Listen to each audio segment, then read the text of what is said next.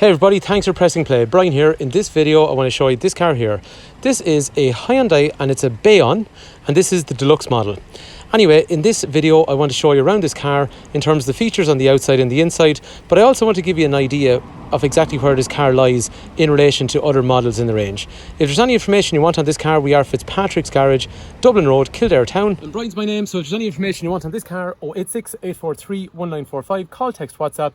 If you want information on the car, or if you want information on trading in your own car or financing or whatever it is, or if you're watching on YouTube and you want to know more information or there's something I've missed in the video, just let me know in the comment section below and I'll do my best to follow up with any information you're looking for.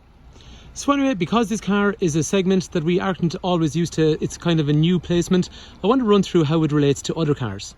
For me, the Bayon lies between two cars, the i20 on the right hand side and the Kona here on the left hand side. So let's start off by just considering dimensions. In terms of height, the i20 is 1,450 millimeters in height. The Bayon, however, is 1,490. So that means then the Bayon's actually adding another 4 centimeters in terms of overall height of the roof. And in terms of width then, the Bayon's actually adding another 2.5 centimeters over the i20. Similarly again then, the Bayon is actually a bigger car in terms of length. So if the front ends of the car are side by side, the Bayon then is actually quoted at being 140 millimeters longer than its i20 counterpart, and we'll really see that when we look at the boot. When we talk about the boot size in the cars then, this boot here is an i20 boot and it's 350 litres. The boot on the Bayon is significantly bigger because it moves from 350 litres up as far as 411 litres, and it's immediately obvious actually when you open up the boot. So this is what I'm thinking. In my head, if somebody's looking for an i20 and they just felt it was a little bit too small, well now we've got a car that's wider, higher and longer with a bigger boot. So I think that's really where this market's going to be. Someone that was looking for the super mini size car, just not quite big enough, but they feel maybe golf clubs or push buggies or anything like that they were struggling to get in the boot of the i20, it's going to work in this Bayon, I think.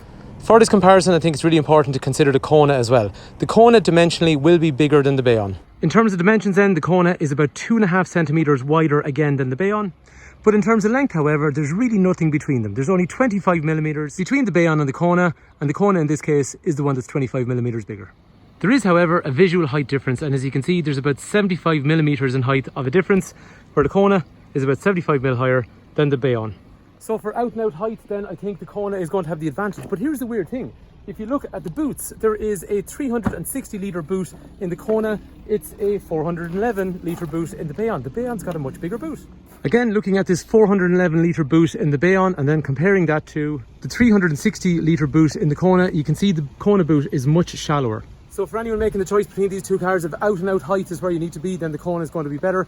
However, as an all-rounder and as a kind of maybe halfway point between them, the Bayon is definitely going to work. If you need a big boot, then that's definitely the one to consider because it's still got height compared to the i20 and it's got a big boot as well. So to summarise then, the Bayon is actually wider, longer and higher than the i20, and it's got a bigger boot as well. And compared to the Kona, then the Bayon is a similar length to the Kona with a bigger boot, but it's not quite as high and not quite as wide. In terms of styling on the outside then, I think this car is much more like the i20. This Bayon is a very recently designed car and I think it shares a lot of commonalities with the i20, which was just launched in 2021. At the front of the car then, some of the design kind of cues along the top look more like the Kona, but they're much more round and much more modern looking. So these are the daytime running lamps. Down through here then is an indicator and your full and dipped headlight. And it's got this really massive grille on the front as well. It's really imposing and it looks really nice and it makes the car distinctive. There's lots of nice shapes along the bottom here with some brushed aluminium along the bottom section as well. So the front of the car, it's interesting looking and it's definitely distinctive. The wheels then are a nice diamond cut finish, and what I mean by diamond cut is they have that nice shiny reflective finish, and actually comes with Michelin tyres, and they're a 16-inch wheel from the factory. A lot of the profile of the car then really reminds me of the i20 until you get to the back, and that's where you have this extra bit of space. This area just over along through here, you can see where they've managed to drill up that extra space in the boot. And to my naked eye as well, it just looks like it just sits a little bit taller than the i20. The rear of the car, again, like the front, really distinctive because it's pretty much like absolutely nothing else that we have in the range. The lights are pretty cool, and then it's got that red bar across the back. Just some people may ask, that doesn't light up on this particular model. There's a black section along the bottom of the bumper with brushed aluminium again. And while the car sits a little bit taller, it also has those black roof rails on top, just to give it that slightly higher look overall. Like what we said already then, it has this really big boot, and under here then there should be, which I haven't seen yet, yes there is, like a lot of Hyundais, you actually still have a spare wheel. You would not believe how unusual that is in cars these days. The other thing as well is actually, which is pretty neat, you can move the parcel shelf. So what I mean by that is if you pull the parcel shelf back and then literally drop it, rather than having to take it out of the car altogether. You can leave it sitting there, and that allows you to put something really tall into the back of the car without having to leave the parcel shelf behind, because when you're finished with that tall item, most people will just want to put the tray back in place again. Also, for anyone then that has something really awkward they want to put in the back of the car, there's good space in the back once you drop the back seats. There is, however, a lip along here. I wish that was a little bit flatter, but overall it's still going to be useful for those times you need to be flexible. One other thing actually I just copped, there's a nice little bit of chrome along the rear window, and I forgot to talk about these windows are really dark on the back, and that's useful when you've got young kids because it stops the sun shining in on the back of them. I've read then that the legroom is actually better in the back of the car, but I haven't been able to get any accurate figures as to how it works. So I can only give you my own opinion. It looks like it's definitely a little bit bigger than the i20. Along the back, it's all black plastics. There's electrics for windows along here, which are child lockable, and then obviously there's a child lock for the door. The materials in the seats definitely are more like the i20 instead of the Kona. So if anyone's wondering, is this car closer to an i20 in terms of design philosophy and materials used, or a Kona, it's more like the more modernly designed i20. For a 6-foot person sitting in the back then, this is what you're going to be looking at. So with the seat at the level I'd have it, I still have a decent bit of legroom actually, and headroom's really good actually, and I'd say that's why it's got that shape on the back, which seems to be less of a sloping roof line than the other cars, and there's definitely better headroom, and actually to be fair, there is more legroom than there would be in an i20. And then sitting in the car, I can see there is a kangaroo pocket on the left hand side, and there's also a USB connector down there, and that's the kind of legroom that I'm looking at. So yes, as a 6-foot adult you would definitely be comfortable. And while we sell this car, just to show you, I haven't moved the seat. Sitting in the front of the car behind myself, there's definitely more legroom than the i20. Moving into the front of the car, one thing unfortunately I can't show you today, but I've seen on these like the i20s, there's excellent ambient lighting in here and down here, and you can see just the way it's kind of reflecting off the pedal at the moment. I know it's hard to see, but up under here you can see there's ambient lighting as well, so there's a really nice bright ambient lighting. The i20 cabin was lovely at night time, and I think this is going to be the exact same. Again, the seats, I would very much liken them to the material I've seen in the i20. This driver's seat then is height adjustable, obviously backwards and forwards, and the steering wheel is rake reach, which means it goes out, in, and it goes up and down as well for adjustability. The pedals also have a nice aluminium setup, which is quite nice because you normally only see that in more sporty or upmarket versions. When you're driving the car then, like what we said, it really feels like the i20 because the dash clocks are similar. They have this lovely adjustability where you can actually modify and change the way the clocks are. I think that's really cool looking. In terms of the design philosophy on the inside, very like the i20 again, very modern, very chic, with these big screens, one big screen in the centre and then the other big screen over here where our Speedo is.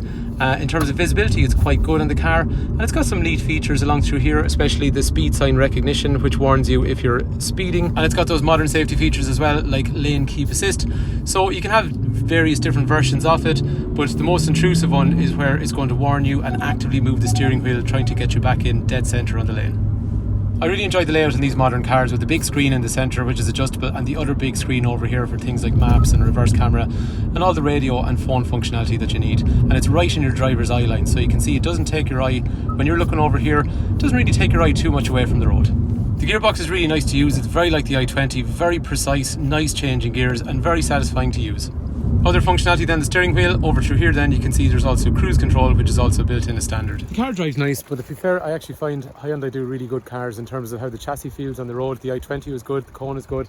And in terms of the engine, this engine is very like the i20 engine, which is a revised version of the engine that was there before. It's a 1.2, it's a 84 horsepower engine, and it's actually got some small modifications to the 1.2 engine that's been out for a while in Hyundai. So this one actually has extra injection points. So normally they had 4, whereas you see now they have 8 injection points, which overall then contributes to a smoother power delivery when you put your foot down. So we've been considering the dash so far. Over here there is a nice, and I mean really big reverse camera, really useful where it is. It's got dynamic guidelines, and it's also got parking sensors which make noise and tell you they've got a problem behind you. So you got 2 visual aids, and you've also got that audio beeping aid. The screen then after that has got some big buttons along here, which is pretty straightforward and easy to use. Various settings, and then there's a home button that brings you back into the home area. You got radio information in here, and I really like the way you just have a list of stations. It finds every station available, and then you can just drag and select. You've also got things like Apple CarPlay and Android Auto, currently not available because I'm not plugged in, but that would give you access to things like Audible, Google Maps, Spotify. Down here then there is climate control, so up and down to increase the speed of the fan or the temperature, and then after that front and rear windscreen demisters and where do you want the air to blow. Down here then there is a 12 volt outlet. There is 2 USB points. Well, actually one is for charging and one is USB for playing music. There's a little blue ambient light. Again, the ambient light you'll see really well at night time. Wireless charging down through here. And actually, this one in particular has heated seats. I've yet to see if that's standard on our deluxe model in Ireland. This is the first one we got, but it's quite possible that we're going to have heated seats on the front, which is a really nice touch. Down low on the right hand side then, more controls. So there's auto stop start. And again, I'm not sure if it's going to be standard in Ireland, but at the moment this first one we got actually has a heated steering wheel as well. Down low to your right then, usual controls you'd expect for electrics for windows and mirrors. Drinks holder down through there, and again at night time that's really nice in the way it's illuminated. And then things like just tyre pressure reset and traction control. So there you have it, that is the Bayon. That is the deluxe version of the Bayon, and hopefully after watching the video you have a better idea where this car is placed in relation to other models in the range. I think the important thing is this car is going to suit somebody that wants a small car, but the small car is too small basically, they need something slightly bigger. Anyway, if you want to come see one or if you want more information on the car, Brian is my name, Fitzpatricks Garage, Kildare Town, 08684319945. I'll be happy to run through information on financing or trading in or just more information about the car. Or if you're watching on YouTube and you've missed something or something you want to know, just let me know in the comment section below and I'll do my best to answer your question. Thanks for watching.